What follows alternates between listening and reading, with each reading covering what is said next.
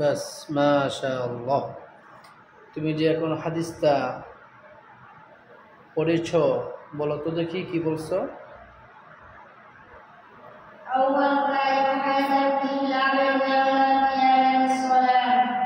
অর্থ কি?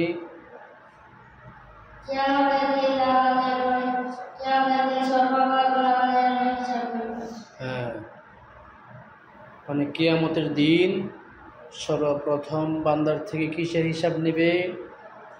নামাজের হিসাব নেবে। সুতরাং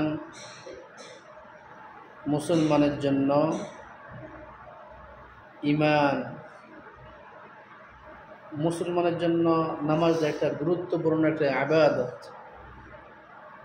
এটা সর্বহালাতে আল্লাহর এই বন্দিগি করতে হয়।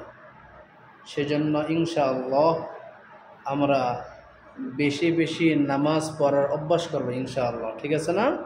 পারবো না?